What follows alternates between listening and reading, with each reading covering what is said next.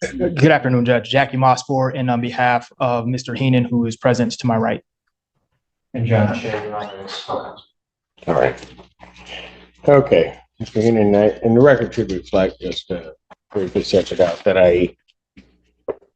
while we were waiting for the courtroom change, I had a bench conference with counsel, and given those discussions, Mr. Heenan was, prior to calling his case, sent over to Community Corrections to obtain a scram tether and also to take a full panel drug test. Went over, did that, came back a 0.10 on a PBT, could not have the scram tether put on because of that. And also came back in terms of his drug testing. This is where things quietly turn serious. A positive breath test, diluted urine, and benzodiazepines in the system. That's a triple red flag for the court. At this stage, the judge isn't deciding guilt. She's deciding risk.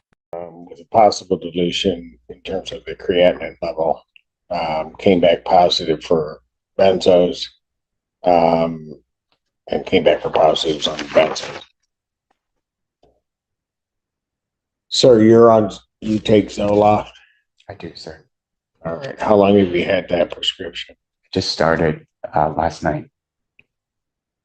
I've taken it before, but I was in jail for 6 days, so I had to stop. And so then I started again. Sorry. The new script is from 2 days ago. Sorry. Hold on. You got a prescription for Zoloft 2 days ago? Yes, Your Honor. I did.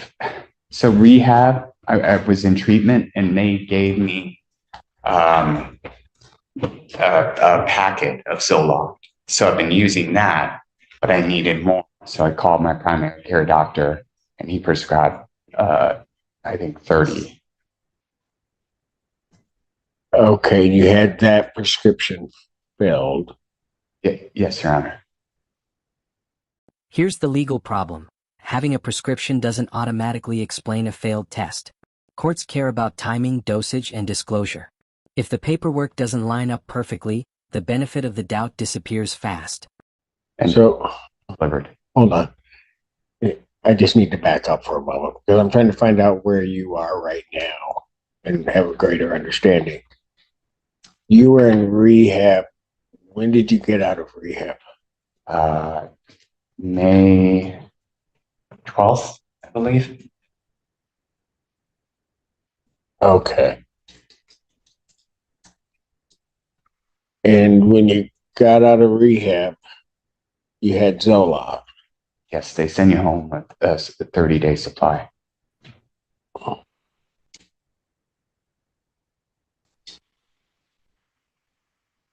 And so at some point, then you ran out.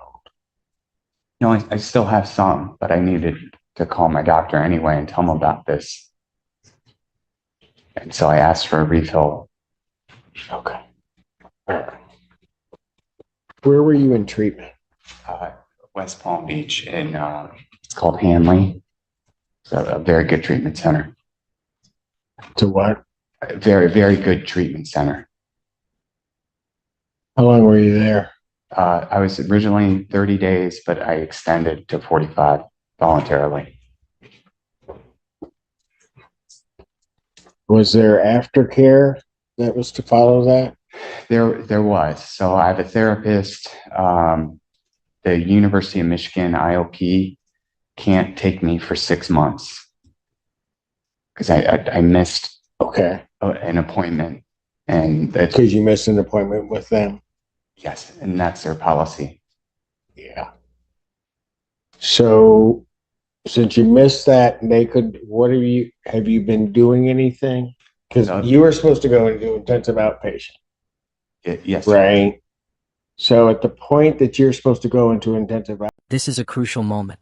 The judge is tracing the aftercare plan step by step, because relapse isn't judged emotionally, it's judged structurally. Miss one link in the recovery chain, and the court sees instability. Outpatient, you find out that you can't get in at U of M, what do? So I have SoberLink, and my kids have a GAL. So I'm required to do multiple AA meetings a day. Okay, but I get that. But in terms of an IOP, I mean, oh, sorry. But just go ahead if you want to talk.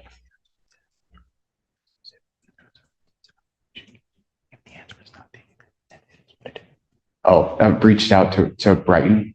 They have an IOP program. It's on Zoom though. And I think you get enrolled. I can. Well, no. Here's what I'm trying to figure out. All right.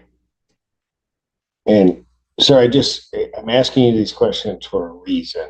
I'm not asking you to try to trick you into anything. I'm just trying to figure out, like I said, where you are. Sure. So you get out of treatment. Part of the aftercare on the treatment program that you're in is that you were supposed to get yourself into an IOP, right?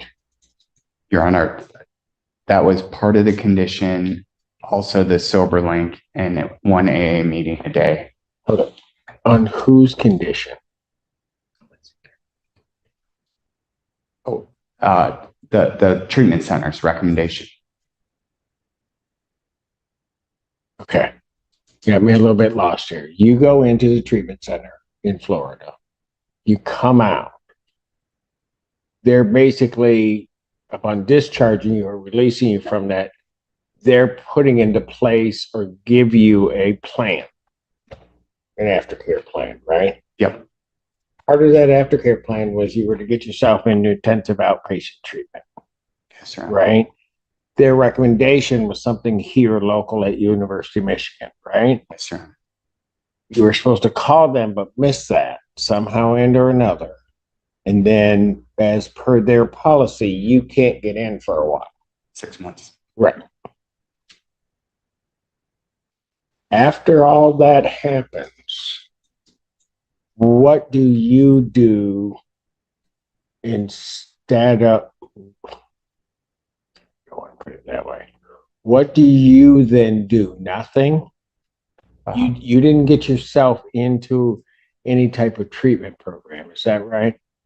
I found a therapist, and no, I did not find an IOP. Okay. Let me just ask you, and I won't hold you to it only because I know you've been drinking, but why didn't you do that? Honest answer. Sometimes I feel like AA is more effective because I've done an IOP program before and it's on Zoom. And sometimes I feel like AA and SoberLink is more helpful, especially in person AA. Okay. Not yelling at you, but I'm just going to tell you, if you could figure it out yourself, you wouldn't be in the position that you're in right now, right? Yes, Your Honor. If it went just on your feelings of what you thought was best, we wouldn't be here dealing with this part of this, would we? Yes, Your Honor. So that's why you have other people kind of guide you as to what you really need to do. I also have a feeling that the program that you laid out for yourself, while you think effective, is actually just easier than doing the IOP, because an IOP can be difficult.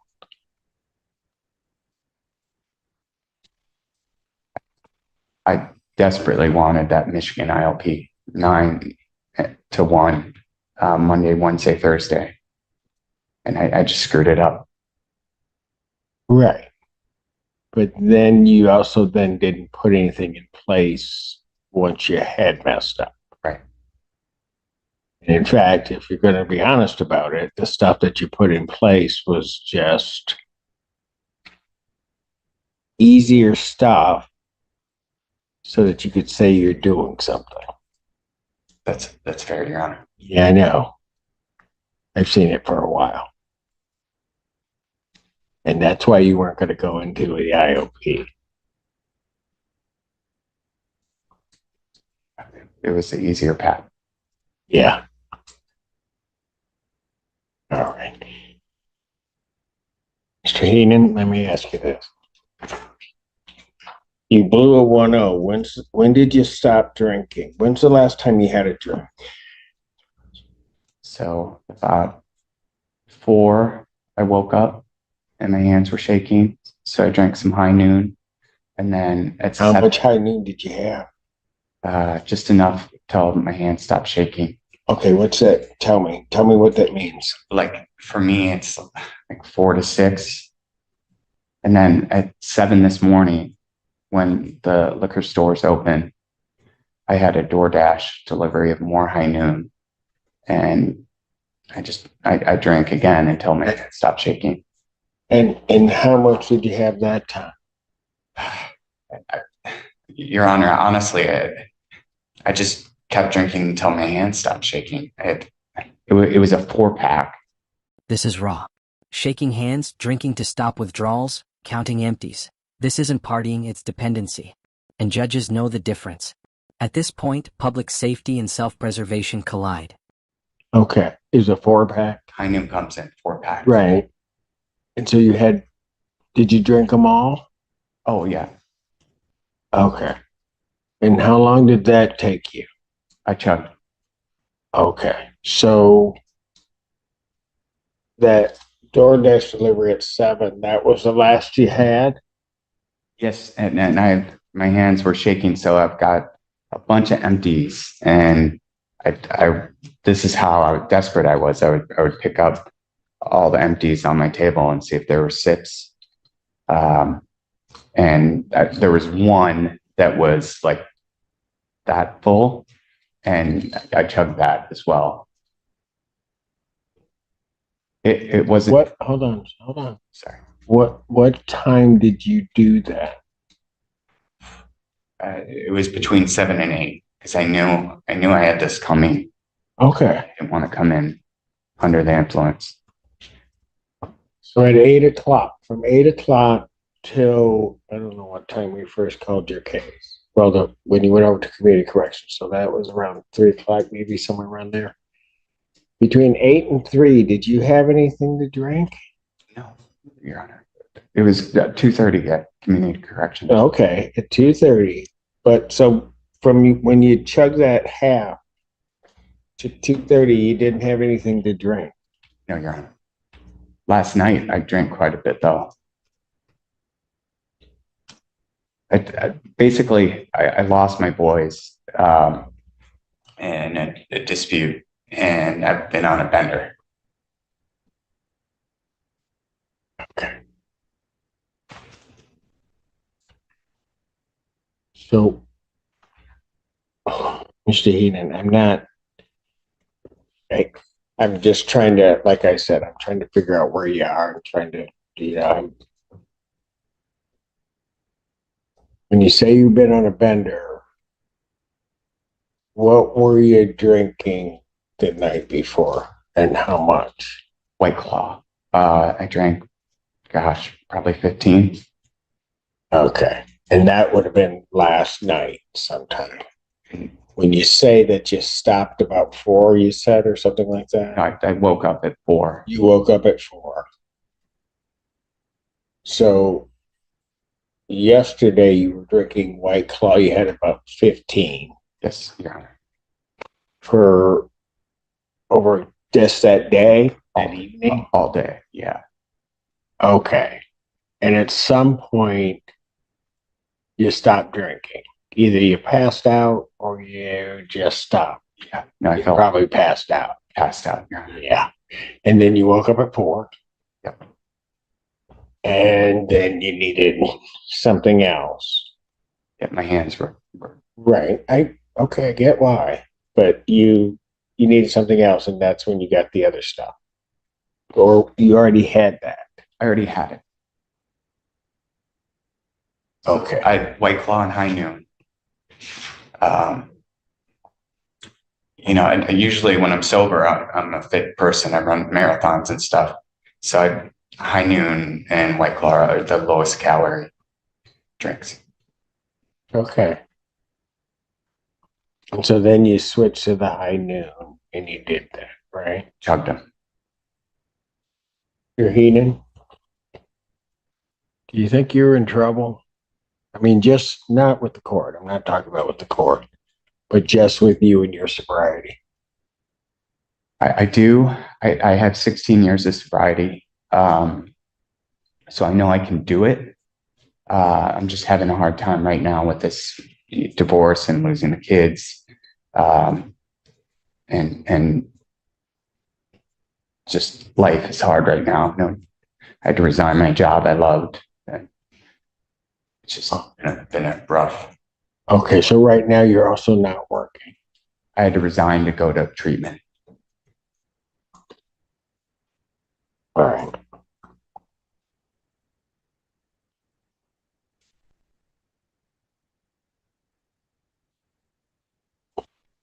So here's what I'm just going to let you know that you're going to be staying at the Washington County Jail, temporarily revoke your bond. Okay. And I'm not doing that necessarily as a punishment, but I have no way to release you and keep the community nor you safe. Okay. And I'll just ask you this.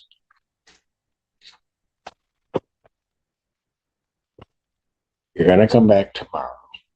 Okay. And I'm going to set that for 9 o'clock or 10 o'clock tomorrow morning. When you come back, and I may ask you this tomorrow, but I want to know right now, what would you like to see happen right now for you? I would like it to scram, tether, and start taking antabuse. Okay, Mr. Heenan, is that what you really would like to see happen? I need some accountability, yes. Okay, but you also need some help. Right. I agree. I do have a sponsor. Have you called your sponsor? No, you haven't. Hold it. Answer my question. Have you called your sponsor? No, I was too embarrassed. Yeah. And the reason that you want the scram and the antabuse is because those are sort of easy things that I can do out of sight. Okay. You don't have to answer that. Okay. Okay, because I know what's going on. I've been doing this a minute. Okay. Between now and tomorrow morning, here's the thing that you're going to have to do. You're going to need to do the hard work. This isn't going to be easy. And you have to get in your head, because you've done it before, but you have to get in your head that there's not going to be an easy path. This is going to be a hard path for you. And I think you really do know that inside. You just don't want it to come out. People don't come to me whenever they're before me and ask me, give me a hard way to go, Judge. They don't do that, right? So I'm not expecting you to necessarily say that to me. I'm just telling you, this isn't going to be this easy path, this shortcut. And you got to wrap your head around that, right? You just have to understand that. So we're going to try to get something in place for you, because let me put it this way. If I let you out right now, you don't make it through the night without drinking. And you know that. Not with the scram. I could put that scream on you. You're going to drink. I spent. No, you're going to drink. Okay. That scram is not a magic bullet. It's not going to stop you. The only thing that scram is going to do, quite frankly, where you are, the only thing that scram is going to do is just tell on you. It's not going to stop you from drinking. Realize that you pounded down 15 White Claws, and then you did 4, then that wasn't enough, and you had to call somebody to bring you more alcohol. Do you think a thing around your ankle? This might be the most important legal truth of the entire hearing. A scram tether doesn't prevent drinking, it only reports it. Monitoring isn't treatment, and the judge is making that painfully clear. Is going to stop you after that? No, it's not.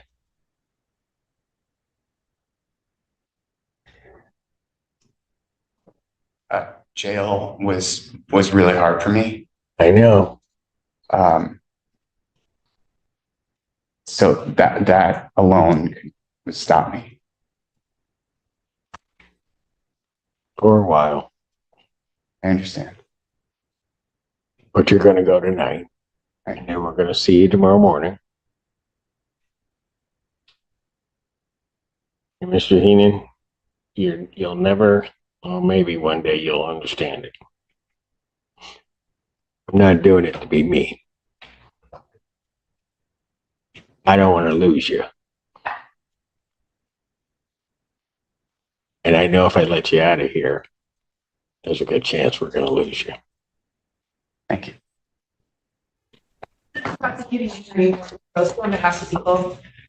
Good morning, Your Honor. Jackie Moss on behalf of Mr. Heenan, who is approaching.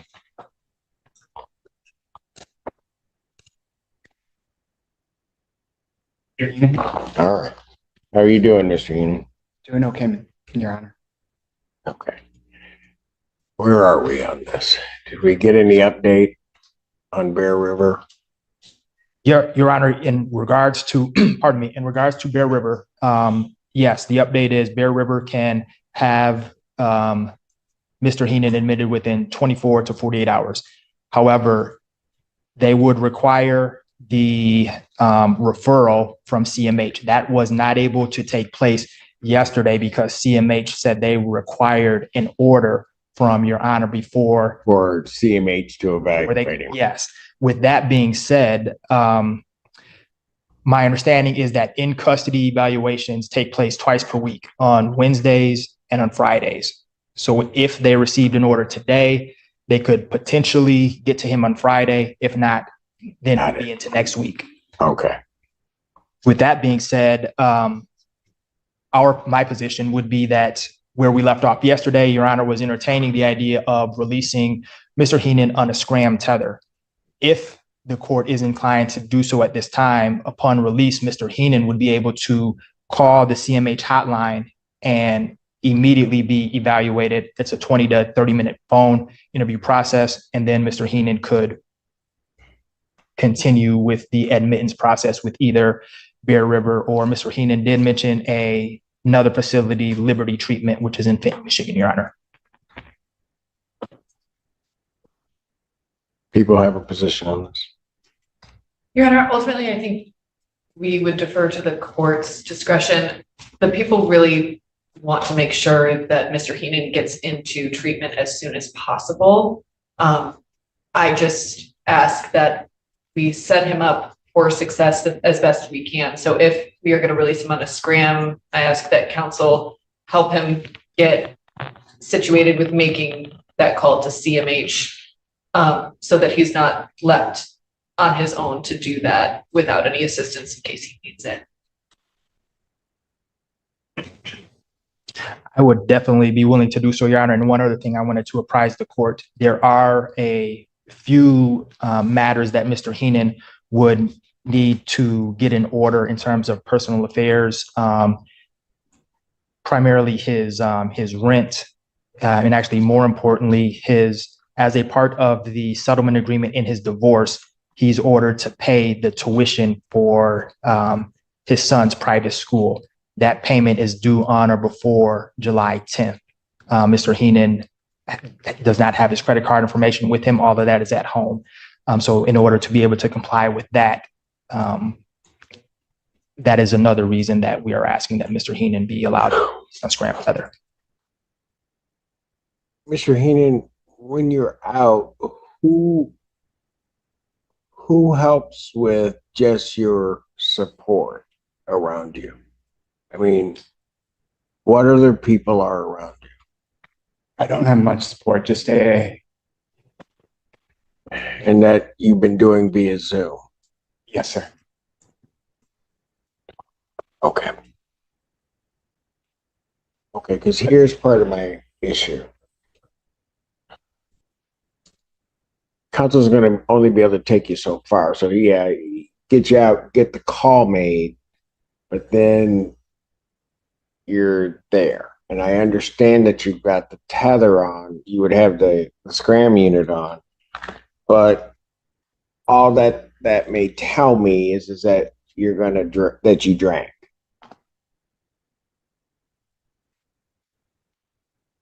I'm just real concerned. I mean, I'm just gonna be blunt about it. I don't know how you make it, even if for a day or two. I just don't know how you make it.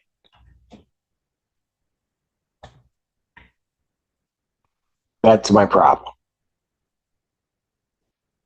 And I think you know that too. Am I right? Your Honor, I can do this. I can do it. I know I can. And I want to believe you. I'm not sure I do. I'm having a hard time here. I don't ever want to come back to jail. I'm not a bad person. Hey, Shane, so that you understand, I don't think that you're a bad person either. I just don't. I mean, I'm more worried about you and what you do. That talk we had yesterday, I was kind of making that clear to you. That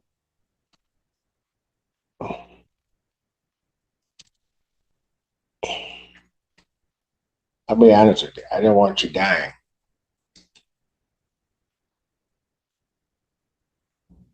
That's what because eventually you're going to run out of opportunity and chances.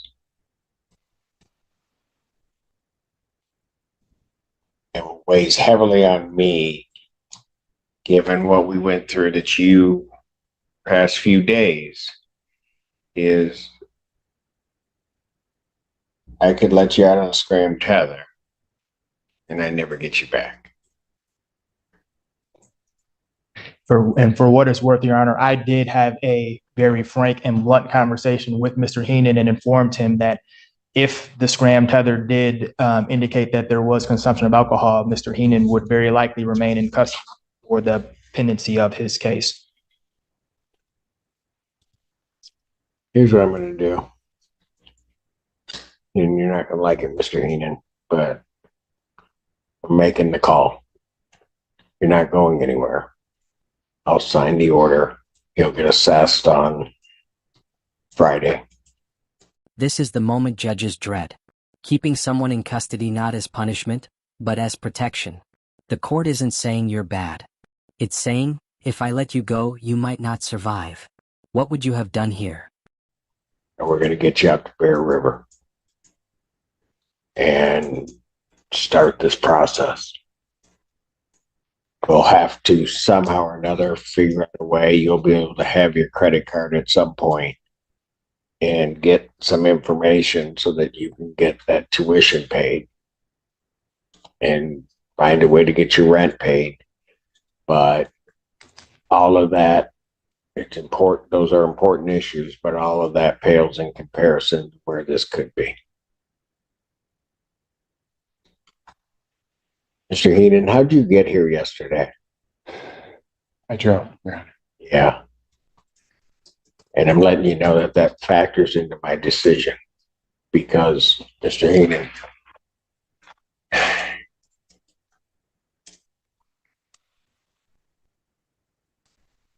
by the time we got to you and you didn't drink while you were here, you were a .10. By the time we got you over to community corrections, and you had already been here a while. It's that behavior that, and again, I'm not saying that you're a bad person, but your inability to make a proper judgment on that, that leads me to the conclusion that I have to keep you right where you are, get an order, get CMH to talk to you, and gets you into treatment. So that's what I'm going to do. And counsel, somebody will need to prepare an order for the court signature to do that, because I don't. And I will sign it, and we'll get it there. So at this point, I'm just going to continue your bond as revoked. I'm not going to even set an amount at this point. And I will adjourn the probable cause out. Okay, why don't I do this so that, again, we don't lose track? I'll set it for the 11th. Okay. 2024 at 9. And then if there becomes an issue, we can get to the prosecutor. We can step to do something else. Anything further? Nothing from the defense, Your Honor. All right. Thank you.